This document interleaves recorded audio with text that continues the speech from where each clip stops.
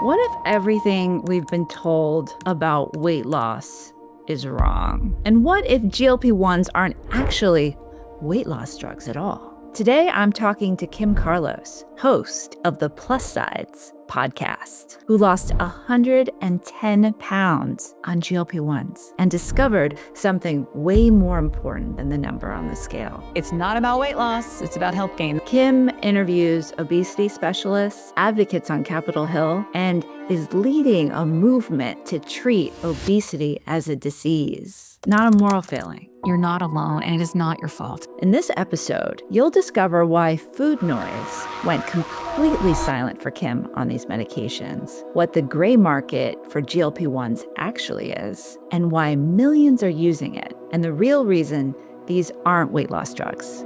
They're metabolic disease treatments.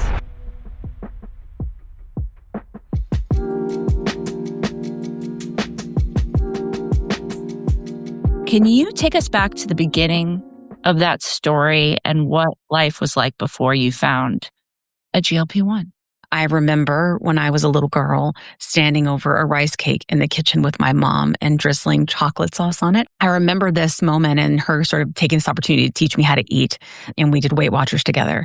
And I think that sort of just began this like place of restriction and how I can't have cake. I must replace it with a rice cake with chocolate sauce from a very, very young age. And my parents divorced when I was very young, and then my mom remarried. And even though he's a wonderful father and raised me like his own, ultimately, I think I had a lot of big feelings I didn't know what to deal with. And I definitely solved them with food, to make myself feel better. And I kind of remember, even though we talk about food noise so openly now, when I was little, I remember my mom would make spaghetti for us, and that I would sit at the table and be fighting with myself to have second and thirds, like bargaining with myself to the people. I was embarrassed and ashamed. And I literally thought that everybody thought this way and that I was just weak, right? That I was just sad, that I was just pathetic, that I was, and so that started very, very early for me with this food. And I've been on a diet and trying to control the size of my body ever since. What age did you start? 8. And I give my mom a lot of grace. She's on a GLP-1 now too. But I think a lot of it was because that's what we thought, right? We thought that was the way of things, is sort of, getting on diets, whether it was crash diets or Weight Watchers, which in my opinion, is sort of the diet you need forever, the way that it's set up, which is a brilliant business strategy, but kind of shitty. And, I think that it's just something that I've battled with so early. And so and back in the day, cause I'm almost 46, I was carrying the journal around. So I was going on dates or going out with my girlfriends. And when we go out, I would be carrying the journal. There was no phone app. You know what I mean? So the whole thing, the trauma, all of that does have a lot to do with me and my story and why I do the things that I do. As I aged, I was actually a very active child. I rode my bike everywhere. I played with my friends. I wasn't a stare at the TV kid. I played softball. I did dance. I did tennis. So I was always very active, but I always had sort of this insatiable hunger. And I feel like I primarily ate like everyone else, but I do remember kind of always eating in secret and in silence, and solving for whatever emotion I had with food. So at some point in my journey of dealing with this weight, I gained a tremendous amount of weight in college. I was assaulted, and that tends to change you mentally and physically quite a bit, right? And I was put on some medicine to help me kind of with that trauma. And that one of the side effects of that medicine was significant weight gain. And I gained 100 pounds. I can't even believe how fast I gained it. In college? Yeah, college. Early in college, sophomore maybe. And it was really difficult. And I gained the weight and I felt like I couldn't stop and I didn't really know what to do. Eventually, I switched to one that was approved off label, ironically, to be able to help that wouldn't cause the weight gain. It was kind of too late then. My point being, I've always idolized Oprah, because I loved seeing a woman in a big body that was such a just boss, and always questioning the status quo. And I just loved it. I loved her. And I was watching her show one day religiously and saw a girl come on and talk about lap band. and how there was this new surgery that you could get, because I never wanted to get what we called then stomach stapling, right? I wanted, but there was this option for lap band, and it was reversible and all these different things. And I was about 26, 27 years old, graduated school, was married, just could not get the weight off, just could not get it off. And at that point, I was like, okay, I'm going to do it. And so I got approved to do it. And they make you do all the things for bariatric surgery. Like you see someone, you have to be on a diet for a while to prove that you are worthy. Right? They say it's to prove you'll be successful. That makes no sense. But again, back then, 2007, we were not talking about obesity as a disease. We were not talking about it that way. So I decided to get it. I did lose weight. It did help me. But lap band is not something that reroutes your body, and it's a temporary thing. It can be removed. And it is a restriction thing. And I think I maybe lost 60 or 70 pounds, which for me was very good. And even though I've always been plus size and tall, I'm a big body person. But for me, it was very, very helpful. I do not regret it at all. And at some point, I had a couple miscarriages, and I kind of noticed every year, like 10 pounds will come back on that I couldn't get off, and then I'd diet and lose a little, gain a little bit more. And it just kind of was like this massive roller coaster, And I did everything. Like I would say, I know how to eat in terms of diet, right? And a colorful plate and all of those things better than most because I've always been dieting, right? And so I eventually, after I had a couple miscarriages, I got pregnant with my son. And when that happened, you have to deflate the lap band. Oh, you do? Mm-hmm. Yeah, you have to deflate. It doesn't get taken out. It just, the fluid that's in it is taken out so that your stomach can move and grow as the baby is pushing up on your stomach, right? From the uterus. Yeah. So you have to, as a matter of fact, I think I waited a little too long, and I was having a lot of issues, and I should have gone right away. But because I had a couple of miscarriages, I was like, oh, it's fine, because I was young and stupid. Clearly just thinking I was invincible, which is just what you do when you're young, right? And so I went and I had my son, and even though I was obese, I had a lovely pregnancy with him. And he's wonderful and was born big and healthy and beautiful and just all the things.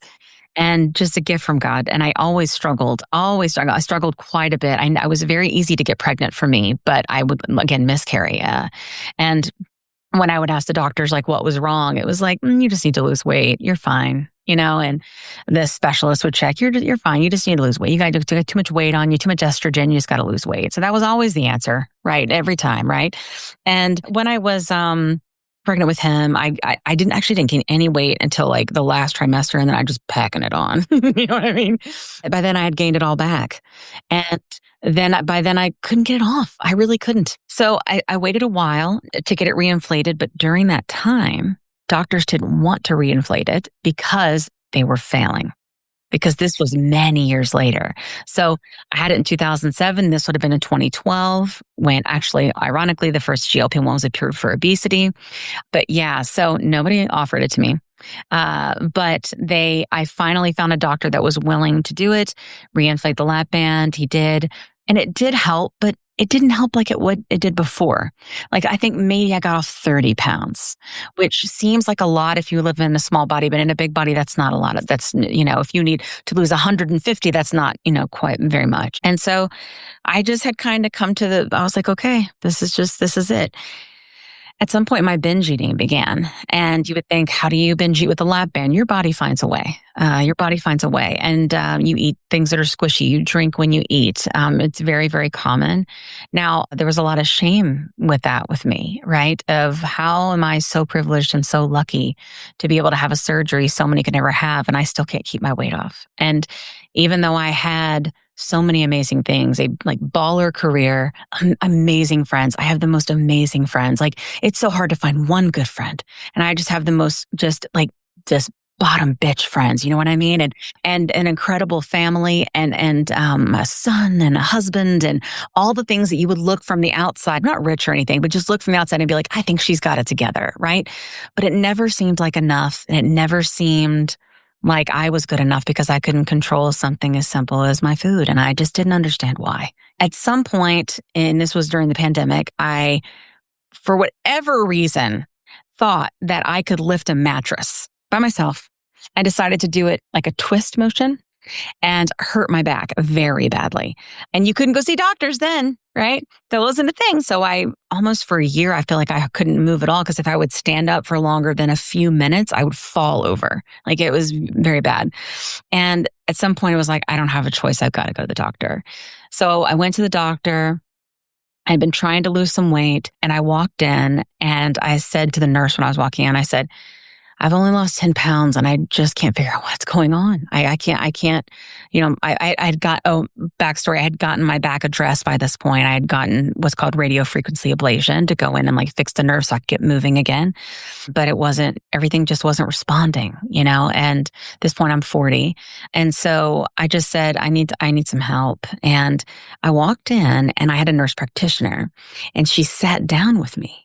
So I'm very used to doctors being like, it's your weight, it's your fault. You break a toe, it's because you need to lose weight. You have a cold, you should lose some weight. Like the first time I remember being like a young adult and walking into a doctor, the first thing she said to me, she's a brand new doctor, never met her before. I'm like 19. She goes, your weight's a concern. Like, no, hello, no, how are you? Nothing like that. And that was very transactional with doctors. It was never a relationship. There's never really time for it. But this nurse practitioner sat down with me and she said to me, I heard you say that you've only lost 10 pounds. She goes, and I'm so sad that you feel like it's only 10 pounds is such a win. And I think that's amazing and should be celebrated. And I had never heard a clinician of any kind say anything to me like that before. And I was just so floored by it. And I got in a place to receive her message.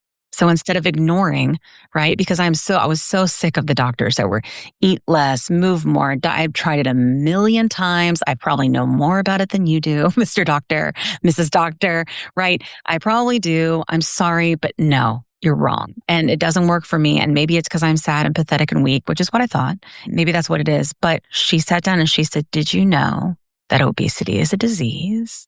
And did you know there are medicines that can help you now? Wow. Okay. And I was like, no.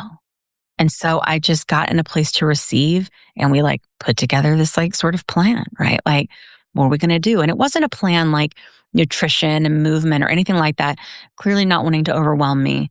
And she lived in a small body. So I think sometimes when you live in a big body, you assume that people in a small body don't understand your struggles.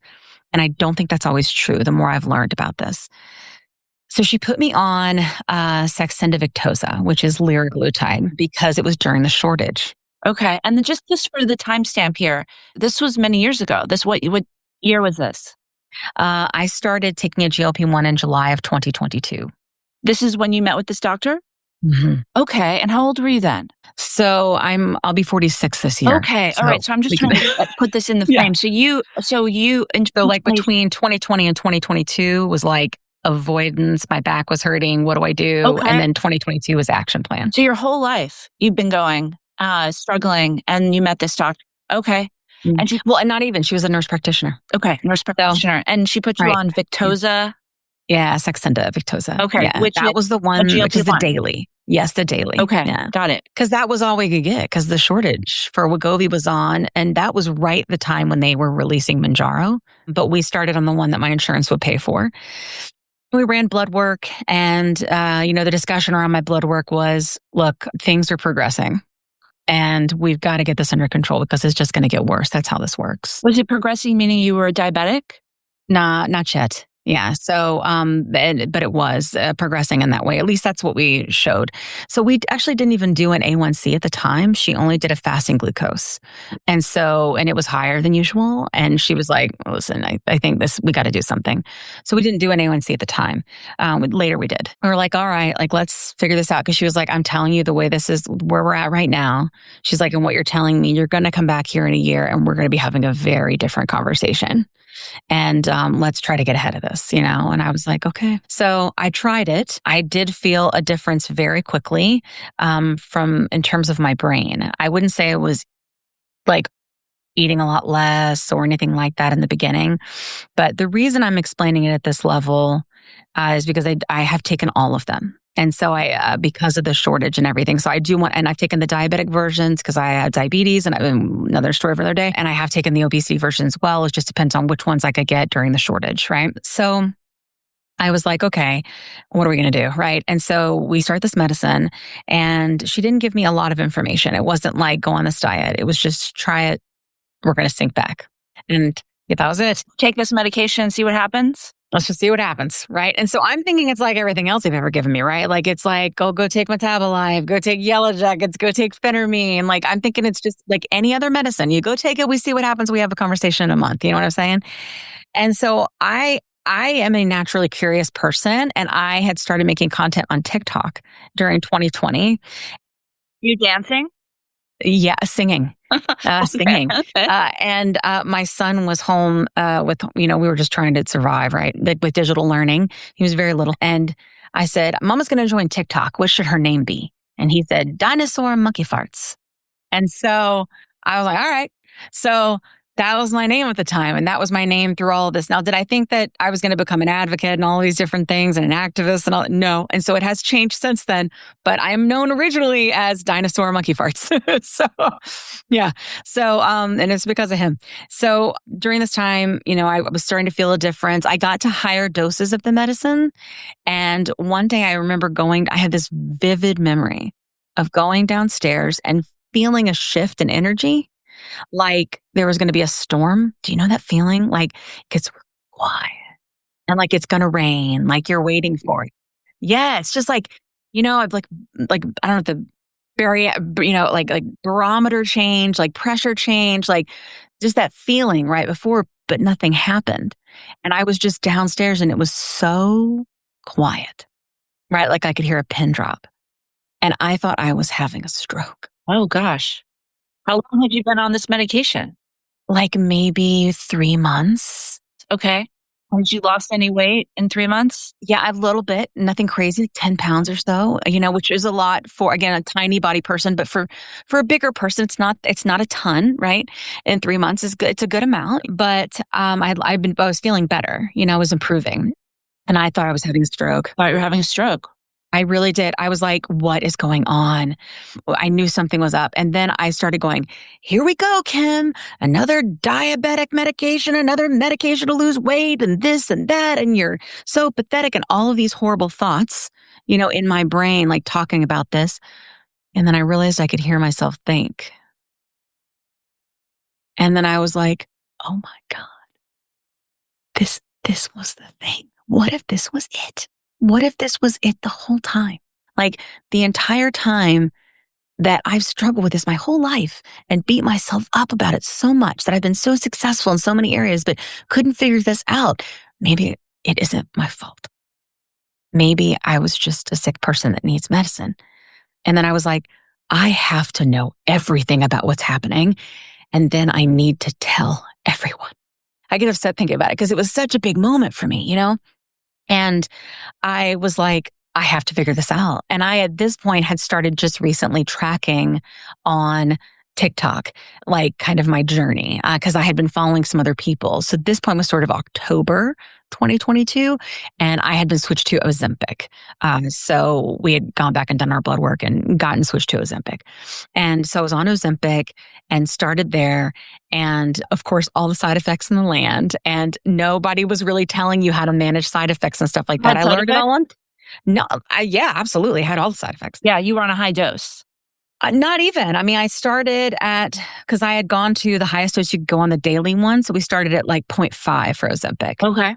So it was like, that's just the one up from the 0.25, which is where you start. Okay. And I had like the constipation and the nausea and the food aversion and bloating and, all the things, and not eating enough and all that stuff, and just like trying to figure that out. And it's so ironic that I didn't go to my doctor to figure that out. I was asking my community.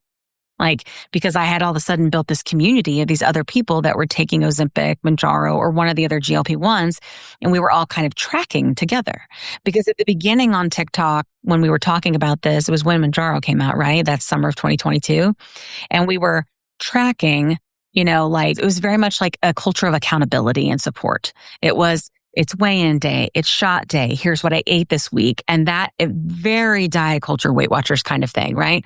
And then at some point, when the food noise turned off, when we all kind of had it happen at different times, we were like, are you guys having this happen? Like, are you seeing this too? right? And here at this point in time, it's maybe in terms of creators, it's maybe like 100 creators. Like it's nothing crazy. And just what you're highlighting in your kitchen when you thought you were having a stroke and what you're just whispered about, is that the food noise being quiet? Was your head really noisy before? All the time. Yeah, absolutely. Constant, almost like worry and panic. I do think this had to do with blood sugar issues as well. Personally, like, I think that blood sugar messes with like your brain and like kind of gives you anxiety to get you to eat. I do. And so I think a lot of it had to do with that. And so my blood sugar was stabilizing. Everything was stabilizing for me. Plus the food. So I didn't know again that it was food noise. I never associated like when I was talking about the spaghetti with my mom, and that is food noise. I just thought that was Kim, right? And then everybody had that, and that I was just sad that I couldn't control me, right? Would you say that it's the craving? You're talking about like the need for more, the phenomenon of craving, needing multiple portions of spaghetti? It's very similar. It's almost adjacent. Now, so I feel like what maybe you're referring to is more like, so you know how like when we talk to our artistic friends, right? You'll say, oh, I feel that way. I feel overwhelmed. There's a spectrum, and they feel it like often more intensely in a different way. I think it's very similar, in my opinion, with food noise versus cravings. Cravings, I think for sure can make you insatiable, especially like when you're pregnant and your hormones are off, right? It's in the same vein as that. But here's the difference, at least for me. So my food noise, and again, this is all perspective now that I've been on the medicine, right? My food noise was all the time. So I could be in the middle of a meal and be thinking about what I was going to eat for the next meal and not even finish with the meal that I'm eating. It was constant. It was all the time. And I never felt in control of it, ever. Like I actually have like this memory of like seeing French fries, not really wanting the French fries, but needing the French fries, like a drug. Sure. Well, the drug part, what you're describing is addiction. Yes, absolutely true. Our body gets addicted. And I think that truthfully and honestly, a lot of our foods are processed in a way, in my opinion, to be hyper palatable and to trigger that part of our brain. And if you already are in a deficit in a way, if you struggle with obesity for whatever reason, I feel like it just exacerbates the issue. And this is my opinion. I am not even close to being a doctor. I just interview them on the internet. You know what I mean? But I remember like it turned off like a switch, just that fast. It was like having a cord to an emotional relationship with food, right? And having someone just go, and then going, what do I do with myself? I don't know. How do I solve for my sadness? How do I solve for my need? How do I solve for my hunger? Where is my hunger? Do you know what I'm saying? It was just gone. Like, and that mental shift for me is like, was life changing, because there's work to be done there, right? So much work to be done there on the mental piece. And also, what does my life look like now? Right? That's the shift. And I think when people say lifestyle changes with these medications, they're thinking of it like you're a fat person and you are now on a diet, or you have now had surgery, and your lifestyle change needs to be diet and exercise and this, and that. I think in my opinion, everyone's experience is different. My opinion, my experience, it's that for me, there was space, right? And the space was where I could heal. But I had to do that work, right? And that work was going to include nutrition. That work was going to include therapy. That work was going to include movement. And I had to find a way to do that and heal through a lot of the trauma, right, that I've dealt with living in a big body in this society, living with food noise the majority of my life, and living with even the childhood trauma that came from a lot of this too, right? And that the food noise being gone left the space for me to be able to do sort of this mental gymnastics that I needed to do. And it's so important, but I did it very gradually. Everything was done gradual, while everything else in my life when it came to dieting was crash course. Burn on hard, burn out fast. And this has been sustainable, right? Well over 3 years now. And just on my opinion, finding like a healthier version of myself as time has just continued to go on. Does that make sense? Oh, it makes so much sense. And how did you get the inspiration? Because a lot of times when you find a solution, and as you said, you're an advocate, you can feel your passion. It's so inspiring. How did you get the spark for Plus Sidez Podcast? Plus Size. And Yeah. Tell me more. I'll tell you. You know when it happened? No, it was during this time. So after 2020, and this is all very like social media driven, why this happened. So quick background, my career is what's called a product marketer. I work in technology and cybersecurity, and what a product marketer does is we deeply understand the solution, deeply understand the audience, and then we work very closely within the business as well as with customers and all of things to bring things together with messaging and positioning and to make things that are very complicated seem not so complicated so that frankly, you want to buy it. Okay. You want to use it. You want to take it and solve a problem with it, right? So it's very problem solution and messaging and positioning. I'm very good at my job. I love my job. I love my career. I saw the opportunity with this to do the same thing. So when the food noise turned off and I had that moment that maybe this was it, I need to know everything that's going on, product marketing, right? And I need to tell everyone product marketing. So that other people won't feel alone, so that other people will know it's not their fault. We need to know what's going on and what to do with the silence, what to do with the space, because now that it's there, what next, right? So I was like, I have to figure this out. Also, I had seen things in the media. The media looks very, very different, right, than it did in summer 2022. When the shortages were going on, everybody was saying, and this is what the media did. And we can find examples, I'm sure. The internet is forever. Ultimately, they were saying the fat people were taking it from the diabetics. Remember that, right? Instead of the pharmaceuticals continue to launch this in markets where they cannot meet the demand and the need, right? Including around the world, right? And there was no accountability or anything taken like that. And I'm sure there's a lot of politics around that. I don't know what they are, but it don't sound good.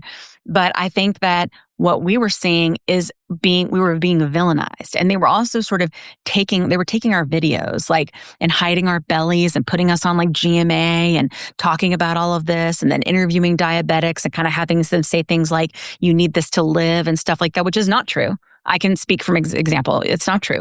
We do need this to get better, but we aren't going to die without it because the fat people are taking it. That's just not true.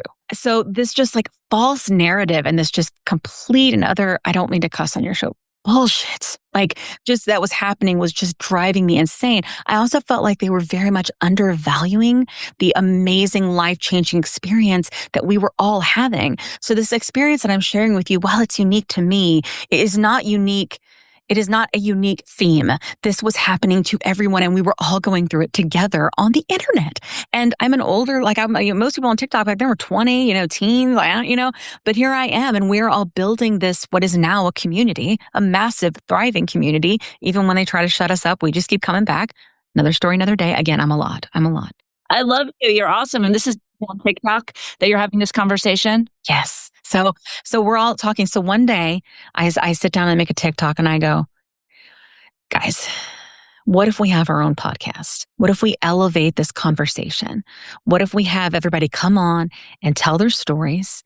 And then what if we bring on doctors to validate those stories with facts, science, and data? What if we do this? You in? And yeah, they were. And I did a poll. I had people tell me if they were in. And I was like, all right, how am I going to accomplish this? Because I have a full-time job. I have a special needs family. And my friend Kat lives here in Atlanta. And we used to work together years ago. And then I met a new friend, Janine, and she lived in Atlanta too. And we were like, let's just try it. You know what I mean? And we were seeing these doctors on TikTok and they were the first ones that were coming forward and going, let's talk about the studies.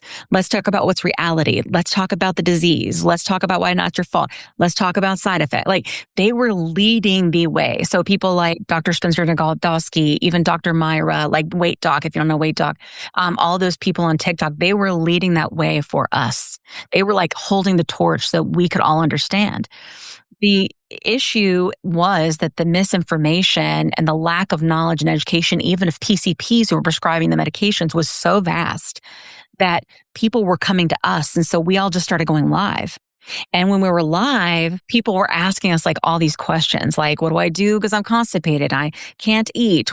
And we kind of somehow all ended up working, getting a blueprint of lives of how to answer those questions without giving medical advice. And doing it in a way where people could understand and empowering them to have the conversations with the doctors they needed to have and all of that. And that's what we started to do. And the gap was massive. I mean, there were doctors that were prescribing during the shortage Wegovy at dose 2.4 when you're supposed to start at 0.25, right? And people were very sick, right? And we were like, no, and then there were people coming in that were also very sick that were saying things like, oh, I don't, see again, this like, I'm trying to describe it as like this boiling point for me, right? Like, so it was like, they were coming in and saying like, I'm so sick, but I don't want to tell my doctor because this is my last chance. This is the last thing. It's my last opportunity. I've tried everything, right? And there was no compounding happening? Nothing really yet. I mean, compounding, I think, has been going on for quite a while from the peptide perspective, Well, right? I mean, compounding has been going on forever. Integrated functional doctors, so they're custom doses. But at this point, you're it was not mainstream. It was just becoming mainstream. And you weren't aware of it. Oh, no. So I would kind of say I was at the helm of it. I mean, so I wasn't aware of the pieces that you're talking about, like sort of the peptide world, the doctors, like the functional medicines, not aware of that at all. So the people we were talking to were people that were brand at this point. It wasn't a lot of like, I'm on semaglutide and stuff. This was so early. I mean, like July 2022, right? So the shortage hadn't really happened yet. But as soon as the shortage was there, that's when compound and telehealth exploded. And so I was right in the center of that. When did the shortage happen? It was, so it started in 2021, I think was the first one. Okay. And so and people were coming on to your lives and they were asking you, what do I do? And they were mostly hundreds and hundreds of people. About brands. Okay. Brand mostly. Okay. Yeah. And then it started to shift because people couldn't get brand anymore. Yeah. So they were switching to compound, and compound was astronomically still expensive, but not as much as brand. And people were on that. And then over time, more people started it. Compound, it was very looked down upon in the beginning. And back to so all of this is sort of like going on in my life, right? Like, and I was like, I have to solve for this problem. This is not a 3-minute TikTok. This is not a life. We've got to find a way to take these stories and blend them, right? And so that's what I did. And so when we started it, it was like, we just sat down it was like, I was like off for spring break, and me and the girls and a few doctors got together, and some people, and we told our stories as like the community stories to start. And then we validated what that meant. Right. And that's like the first few episodes of the podcast. So we were trying to kind of get there. And then a lot of stuff started happening with the podcast or within the community where there started to be a shortage of Mounjaro. And then they also changed the coupon. So if you had diabetes, you couldn't take it anymore. Now, I'm not on a Mounjaro at this point. I hadn't been. I was on Ozempic. I was doing great. But so many people, millions, right, were going to lose access because they were saying, we had pharmacists coming on. They were saying things like, this is fraud. Like if you say that you have diabetes and you get this, the pharmacists were turning people away that were taking it for obesity, saying, I'm sorry, there's a shortage. The diabetics get it first, which they have the right to do. So everybody was in a tizzy on TikTok. And also what we're starting to see the narrative kind of change a little bit in the media. Why?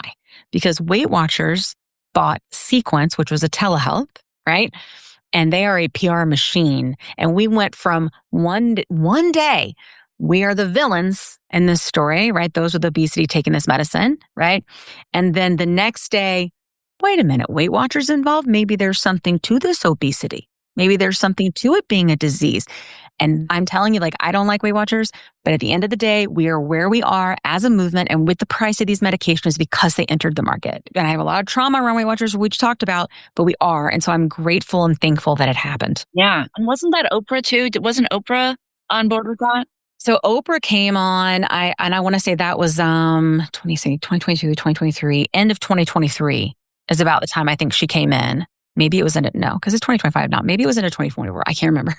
That's how long I've been doing this. That's why I'm a lot. But when she came on, she left Weight Watchers, right? It was after Color Purple had launched. And she said, I take it for maintenance. And then she had realized and was talking about food noise and had a few episodes about it, right? That she had done and brought some people on from like our community, from TikTok, from YouTube, creators to be able to kind of talk about this. And my friend Lee was on. There's a girl in our thing called Amy and Half. She was on. She's literally a half of what she used to be. And just talking about like what this experience is like and how miraculous this is for so many of us. I think at the time I was like, we need to change the system. We have got to get these prices down.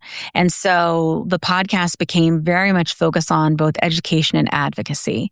And I wanted to focus on giving people a space where they could learn all about it. But in the first year, girl, I'm telling you, I was thinking about this like a weight loss journey. That's how I thought of this. And now how do you think about it? I think of this as my life and holistic health and being the healthiest me I can be, not the lowest BMI I can be. And I have shifted because of the knowledge that I've gotten from the doctors and the beautiful, amazing, vulnerable stories of our community coming on to be so brave and say these things. You wouldn't believe the things they say. They're so brave and they come on and they've changed me. And it's helped me realize, right, that we were always trying to kind of move toward this needle that was meant for the herd, right, as opposed to, what was realistic. And what I wanted people to have as I started learning with the podcast was a place they could come no matter where they were in their journey, not just because they're on a #Manjaro journey or a GLP-1 journey, but because they have a metabolic disease, because there is no cure for it right now. We only have treatments because they're going to fluctuate in their weight even on the medicine, because there's going to be regain even on the medicine. All the data shows it. I love what you're saying about obesity as a disease. And I heard in one of your videos, even you were talking about what people don't realize is that people don't understand that GLP-1s are diabetes drugs that work by treating insulin resistance. And so when we say there's not a cure, or there's no other way to treat it, I want to push back on that just a little bit. There are ways to treat insulin resistance and diabetes even, not type 1. We haven't that code yet. But there are ways, naturally even, and I'm all for the peptides, so just so I know. Yeah. That's it. Well, your podcast is called GLP-1 Holistic, so that's it. I'm all for it. That said, I just think there's a misunderstanding about how much we can move the needle through the way we eat, the way we work on our sleep, our stress, all the things. Obesity is treatable, and maybe even treatable. Treatable, yeah. Tell me more, just because I feel like that's the heart of it. Yeah. So I think let's consider both of our perspectives. And I think this is a lovely conversation and I would love to have it. So here's what I have learned. So on my podcast, I interview obesity specialists, endocrinologists, bariatric surgeons, people that are experts in this area, right? They're doctors. They get zero training in nutrition. Yes, true. We do not talk about that very much. Yeah. I agree. However, I have had doctors on that do specifically talk about nutrition and the importance of it as well. But they still get zero training in medical school. Yes, I know, like zero. I know. They tell me on the show. They're like, literally, we got nothing. Yeah. So they're not experts on nutrition. No, they do totally like to talk agree. about it. Yes. Okay. I am only speaking to their perspective from experts in the disease, not experts from a nutrition perspective. As a matter of fact, many of them hire nutritionists and dietitians to pair with their practice because they don't know. Yeah. Yes. Yeah. And the ones that are open to that and have that as an option are my favorite because they realize they don't know everything, and that's great. So what I want to explain to you is what they tell me, because I'm not an expert, right? So what my videos are about are talking about people that have gotten to a certain level of obesity, that have had obesity for a long time, that have had, whether it's genetic or it's been most of their life, at some point, and it's, if you think about it, so when it comes to these other medications, this is just what I've learned from the doctors. I would love to hear your perspective. What we've heard from the doctors is that when it comes to sort of like the idea with the food noise, right? And the way things are and why that happens in your body and what's going on in your brain is that your weight is regulated in your brain. And the insulin resistance, I agree, there are ways to be able to treat that with food, but ultimately it sort of rebounds if you have had obesity for a long time and you're sort of in this space, or if you've had diabetes, right? These kinds of things. And you can get these things in a level of remission with diet. What I have learned, and I'd love to know your perspective, is it does seem to be one of two things. Temporary. We get there and then the rebound starts to happen, right? And again, depending on the level of severity and how far you kind of are down this thing, right? Or two, it's impossible to stay there because the food noise is continuing to come up and you're white knuckling, right? But I think that piece of it is very important. And I will tell you, I think in the beginning, I was like, I think that we can do everything in moderation, and I would love to live that life. What I found on the medicine is that I actually didn't want things that weren't nutritious hardly at all anymore. Like, it was so rare. What I wanted to eat, and it wasn't because I was motivated because I was losing weight, right? It really was because, in my experience, it really was that things just didn't taste that good to me anymore. What tasted good to me was steak, chicken, fish, Brussels sprouts, asparagus. These are the things that tasted good to me.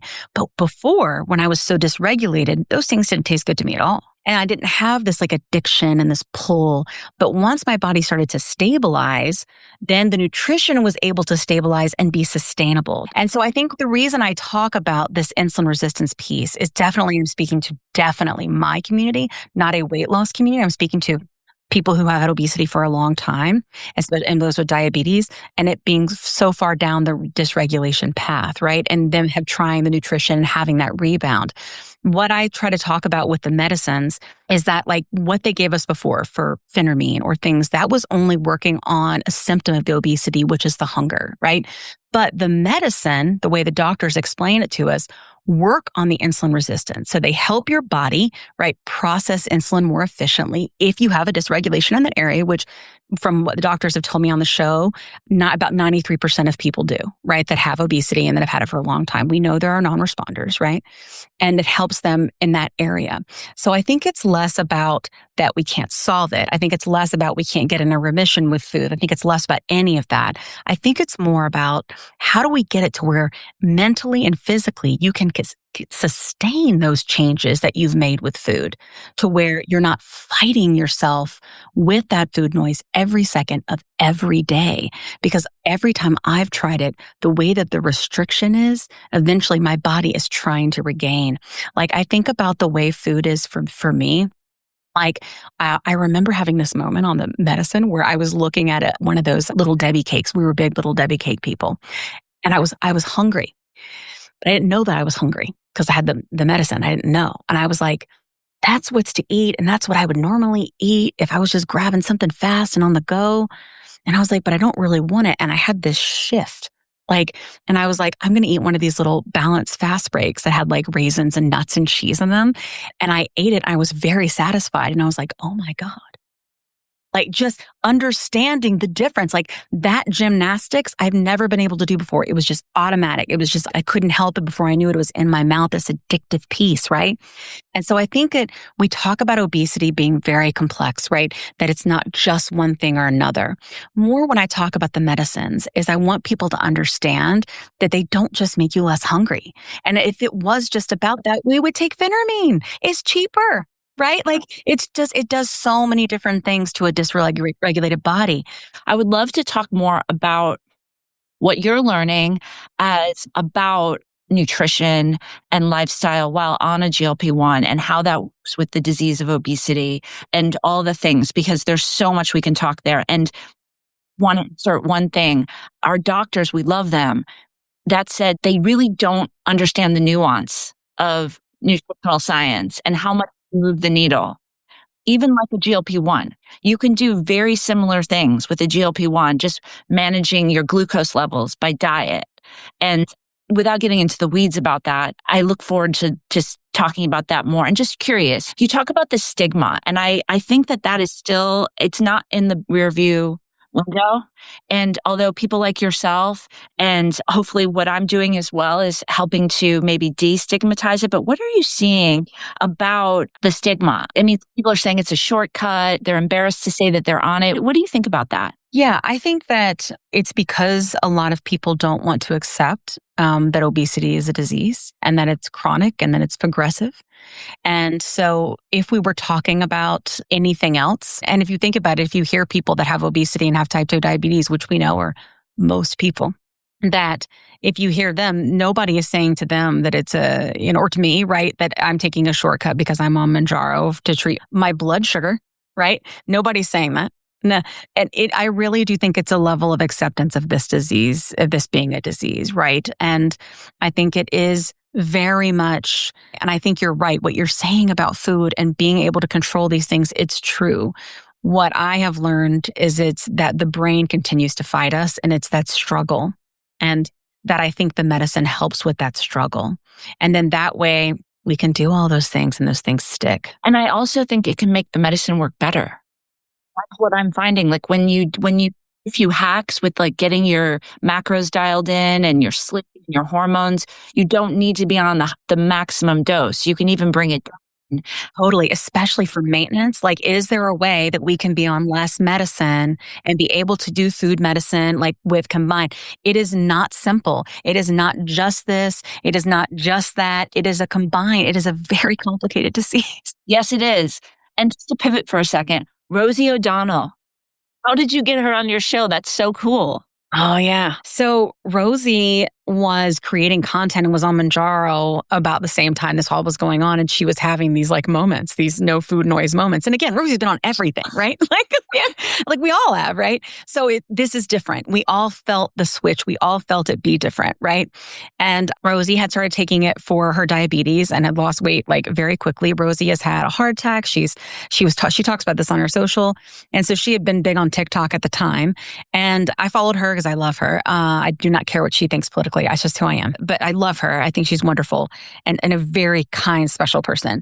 But she didn't follow me. And I'm, because like, even though she followed some people in our community, when everything happened with the coupon about to end, like completely, where people were going, as they did a year end, right? So the coupon was going to end. People were not going to be able to get Manjaro anymore. And Zepbound, there was no Zepbound yet, right? Like there was no approval for the obesity versions. And so all of these people, my community, I saw talking about, I can't go back. I can't go back, and just suffering and the needless suffering really gets to me. It keeps me up. And I was like, I think that we have to think about like, how are we going to level up this conversation where it's less, because everything in the news was all giant people, tiny body, amazing weight loss drug. I actually talk about how this is not a weight loss drug all the time. I don't think it is. I think it's a treatment for diseases and disorders. And that's what I think it is. But that's how people understand it because of how our culture is, how our country is, how, diet cultures, all the things. And so I just was like, I need to get her attention. And so I found a video that she had, and I asked the community, I was like, I'm going to do some shenanigans. I'm going to do a stitch of one of Rosie's videos, and I need you guys to tag her in the comments so that it will raise up and she will see it. Now, this doesn't work as good now because TikTok's a lot bigger, but it worked. So I made a stitch of her video where she was talking about going to this like black tie wedding for one of her friends and how it was like a lot to kind of go and get there and it being fancy and that not being her thing. And she was like, you got to show up, people. You got to show up. And so I stitched her and I said, let me tell you what's going on. I'm in this community. I was not a very big creator. I was like, I'm in this community. And my people are suffering. Our people are suffering. You're a part of this community. And I said, I've got this podcast and we are trying to elevate this conversation and understand this at a deeper level. And if you would, I know you probably can't come on it. I was like, of course we would love that. I was like, but if you could just maybe stitch this or duet it or something like that, duet it just so people know about it to help us get the numbers up so that we can, have people like know what we're doing, know what's going on. Please do that. Help us. And I said, I need you to show up. And she did. She duetted it. She agreed to come on the show. The episode has won awards. It put us on the map as a podcast, which is very difficult to do. There's so many people with podcasts, and it put us on the map and helped us get lots of different people. Like we had Lauren Manzo from The Housewives. We had Dr. Kessler, who is a former FDA commissioner, just on the show. So we have grown significantly when you can get those like bigger guests. You're taken more seriously and you can get and start having these bigger conversations, right?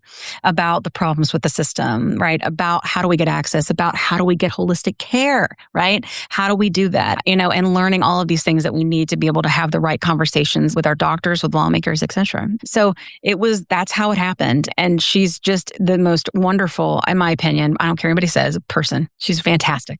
I love the episode and I love your podcast, and everyone listening has to go check it out. So I want to talk about another topic that I've heard you talk about really well, and it's brave to talk about it. So I'm aware, and most of the people listening, the shortage led to more people on compounding pharmacies. The FDA pushed back, said no more, we no longer have a shortage issue. And so all the people that were on compounded, less expensive medicine, all of a sudden were forced to either go to brand or not have it. And so the gray market emerged. What is the gray market? So quick, and this is very like litigation wise, like all in litigation still, right? You cannot make exact copies of it anymore. So you cannot just have compound tirzepatide, compound semaglutide. It has to be different in some way, whether that is a custom dose, right? of a custom formulation to help with your nausea or whatever it may be. So many compound pharmacies are still doing this. Many telehealths are still doing this. Many FDA regulated compound pharmacies are still doing this. However, when this shift happened and it costs what it costs, the emergence of what's called the gray market began. The gray market is two different things. One, it is being able to get these peptides, and they are exact copies. Well, that is what is said, right? Gray market is you can get domestic, right? Which is research grade, and it is not for human consumption. That it says it on the label. It is for research purposes only from peptide companies. In the same way that people got peptides from peptide companies way before any of this. Can I pause just with a question? Okay, because you were making a distinction. The gray market is not, so what I'm aware of, the compounding pharmacies that want to stay in business, what they're doing is they take tirzepatide, which is Mounjaro, or semaglutide, which is Ozempic, and instead of just having it be straight tirzepatide or semaglutide or semaglutide, if you want to say it that way, Right. They mix it with something like glycine or a little B12, and all of a sudden Yes. it's no longer just tirzepatide or just semaglutide. It's now mixed with something else. But that's not the gray market. No. Okay. That is still considered pharmaceutical grade material. Okay. And Because it is coming from FDA regulated pharmacies. compounding make sense? pharmacies. Because there's Compounding compounding pharmacies that are absolutely still in business. Absolutely. And that's how they do it. And they get, I think, that workaround because they can say, if I have a patient who is not served by a brand name, they maybe have nausea or they can't take the custom dose. I need to, not the custom dose, the branded dose. Yeah. I can make them a custom dose that works better for them. Yes. And therefore that's a workaround. It is, because technically that's the space that compound pharmacies fit in now, before any of this for any other medicine at all, right? So right now it is, and right now is okay. And that being said, I do think it is a quote gray area, right? Which may be why people think that's gray. Gray market is different. Gray market are research grade material, right? Research grade peptides that are told to be not for human consumption, that you are not supposed to take, that definitely if you do take and have issues with, you have no legal recourse because you are not supposed to take it, and it says it on there. And that is the same sort of idea of people like I hate to say this, like gym bros, like that's what we all call them, right? That have been doing peptides for like ever, right? It's the same, like that's gray market. There is another gray. Now, this is what people in the community call gray, or people who maybe are a little more ignorant or want to call black market. And that is from overseas. It is literally getting the API, getting it to your house, and then both of them are mixing at your home. Like both, they're not mixed for you. Compound pharmacies that are like legit, like the way that I'm speaking to, they mix them for you. The dose is there. They have a prescription. It's got your name on it. Like, it's different. This will come to you in like a box that looks like you bought something from like Bomb Party, like something online, like in a bubble wrapper. That's how it comes to you. In powder, and you have to mix it with water. It comes with what they call it a puck. It's like a little, it's like, it's not even a powder. It's it's hard. It's in the bottom. And then people mix the backwater with it, right? And so they mix it and then they have it. And it looks like the ones they would get from the compound pharmacy. Which is kind of scary. It is scary. But here's the thing. Many, and when I say many, I mean millions of people are at the point now. And honestly, to be honest, the gray market, the domestic gray that I'm speaking about, the prices are not, in my opinion, that much different than what you're getting from the, I want to say within $100 or something, right? But when you're any kind of person, like $100 is $100, especially in this economy, right? And I think so there's that. But then people kind of tried that and got their feet wet. And then now they've gone gray. Gray is different.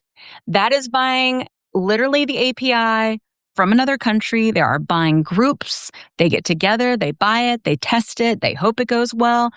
But there are also people who are doing that and not giving you the actual stuff. And there's scams and shopping cart experience. And this is my concern. These people don't have doctors. These people don't have clinicians. They are mixing it at the home. They're injecting themselves. But I'm telling you though, I would say that there's probably, I bet half of my followers are on gray, on one of the grays, whether it's peptide or other C's. And it's because of the price. right? But there are many people who try this and they don't have any experience like with any of this. And what I mean by that is they've never taken the brand or they've never taken compound or they're not involved in a community. And so they're trying and doing this and then people get sick and they end in the hospital and all the things. I don't want it to happen at all. And anybody that follows me knows I want you to go to the pharmacy and pay $25. That's what I want. And I want you to be under the care of a doctor and I want you to have a nutrition plan and I want you to have community and I want you to have all of this support that doesn't exist. Like, at least it doesn't exist in scale. It doesn't exist in mass. It's just, there's so many of us that are sick. And so I think that's my biggest concern. I don't want it, but they're solving the wrong problem. Like the government is still trying to well, let's stop it all from coming in. But you're just getting all these people, these are all the sick people.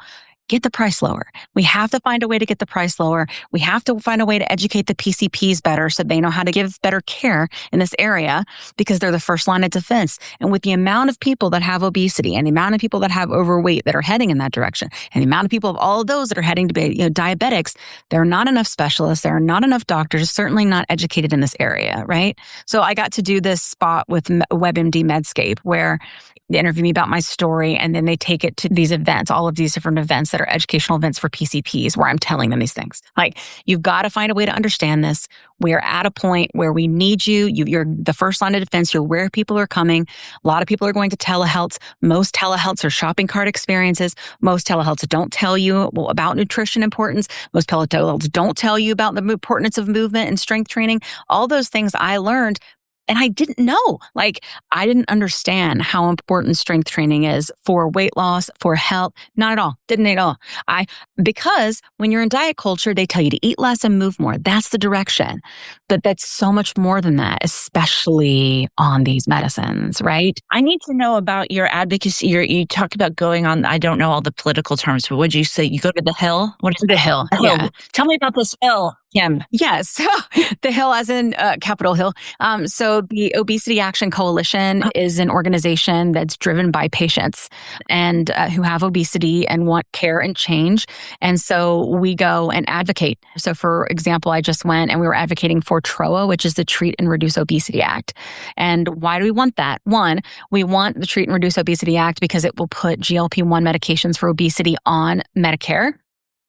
And this matters a lot because whatever Medicare in general, when it comes to medications and treatments for diseases, sets the standard for all of these private insurance companies. So it allows more plans. Only about 25% of plans right now cover obesity care or weight management care at all, or cover these medicines. That's not enough. And it's because they're so expensive. But if we can find a way to get down the price or be able to, I really want to advocate with companies to be like, hey, you need to have a different program set up.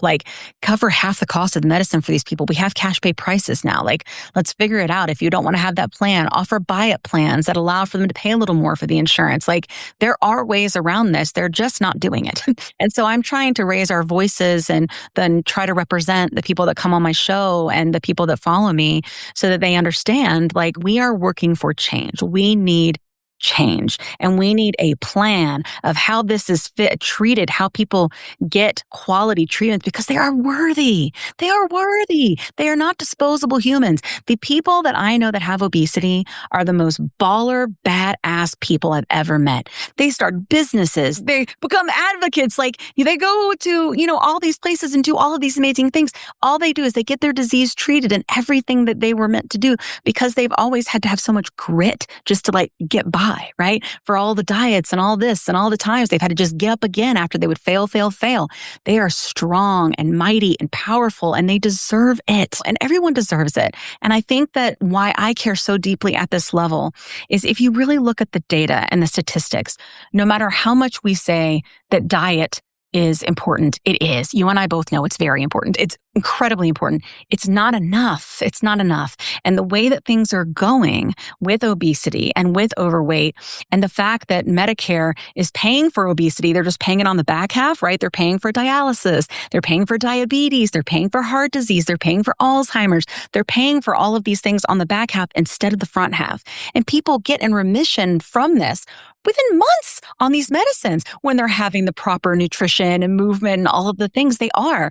And they're changing their lives, but they need the assistance because the thing that's there is already too broken to not reoccur, at least for most people. We know it's not everybody, right? For most people. So we've got to find a way to get this fixed because ultimately it's going to take us out. Like what a big deal obesity is it's going to take us out as a country financially. Like it's gotten so bad because insurance has kicked the can down the road for so long. And also we've only had these treatments for 15 years, right? In terms of for obesity, right? So I think that's what I try to advocate for. That's what we do on the podcast. That's why we're trying to like elevate this conversation to even higher level than just you on a journey, but you with your community and you with the, I've said from the beginning, and it's because of that moment, you're not alone and it is not your fault. Like regardless of how you got here, like let's get on the other side of it and let's do it together and get to a level of acceptance of what your body's going to look like and be okay with it because it's really more about how you feel and your heart and your mind and your soul and being able to move your body around this earth and what your blood looks like in terms of your numbers. Those are the numbers that matter. The scale matters not anywhere near as much. It actually has nothing to do with weight loss. It has to do with health gain. And that's what it's about. I have a question. So 15 years, have these drugs been around for 15 years? Saxenda came out in 2012. They've been using it to treat weight for a long time. Nobody ever gave it to me.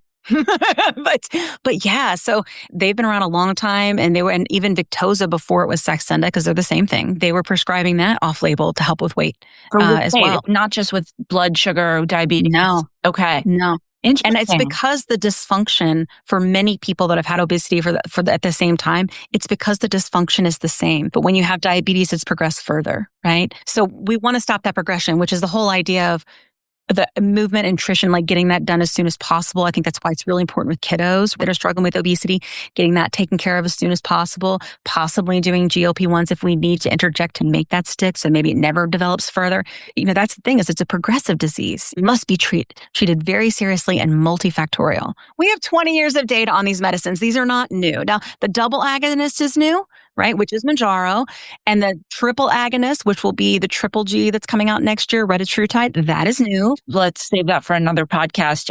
We will. Preliminary thoughts. Next time when it comes out. Okay. All right. Cool. Yeah. So tell me the future of metabolic health, as someone in the center of this conversation, which you so are, and it's so great. You're so good at it. What do you see as the next big shift in GLP-1 and metabolic health? And how should people be preparing for it? What do you see on the horizon? I mean, I think that when Retta comes out, there's a lot of people are going to melt. You know what I mean? People who hit caps, right, of their weight loss like myself. So I still live in a big body and I would say I eat quite nutritiously and I exercise every day. You know what I mean? So yeah, you hit a cap and Retta allows for even more with this triple agonist. And I think that combined with nutrition and movement, like we're going to see people get a lot smaller, right? So people are going to get in remission from almost obesity, because there's no cure, right? It's remission and get in this state, and I think that is very exciting. I think what's also going to be very interesting to see is now that the future of these medicines seems to be combination therapies. So again, we should consider food as therapy. Okay. So in my opinion, I did not think this in the beginning, but I had to get to a healing place here, right?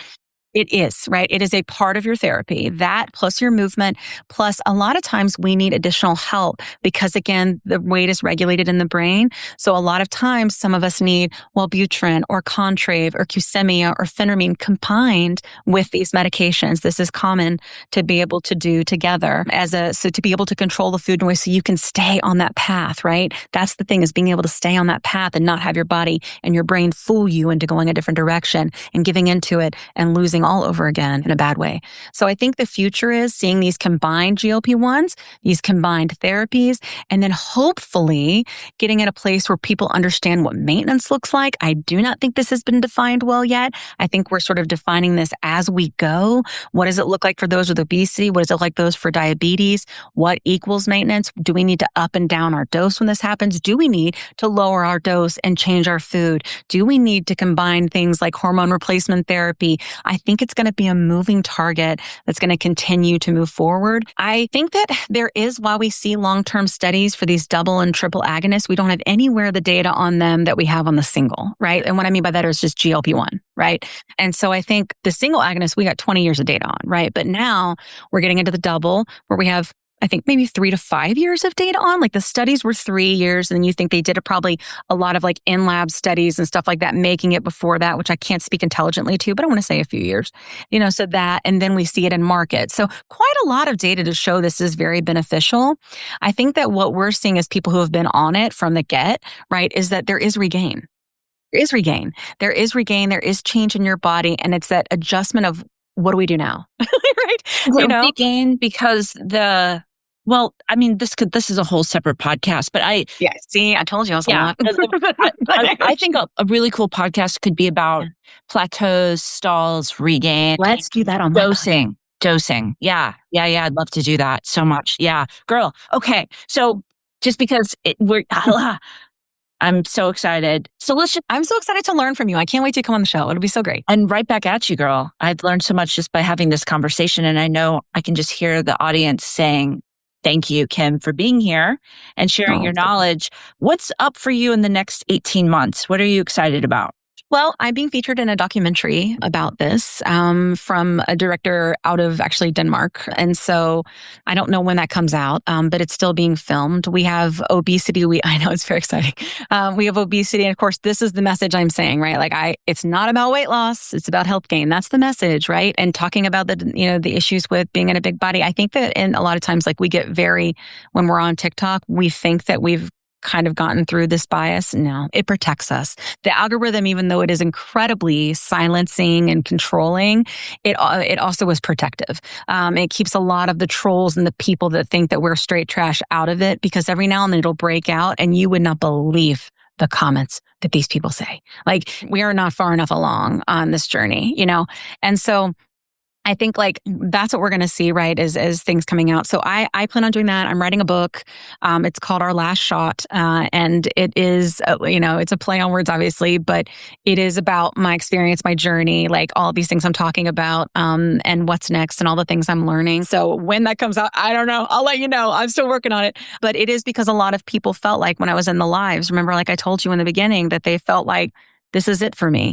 And I don't think that necessarily is. I think that where we're going, right, and even the genetic testing that they're doing for obesity, like they're literally trying to find a way to edit your gene so that you cannot have this issue. Like, it's fascinating. It's many, many, many years away. But I think what's exciting is that if you have children, right, knowing that maybe your child will never have to suffer is one of the most incredibly uplifting things in a country where I think we need that right now. So the documentary will probably come out next year. I don't know when. I'll of course let you know. When the book is ready, I'll let you know. But yeah, so those are some things that are going on. And the WebMD piece is out and being played with Eli Lilly and all of these different events.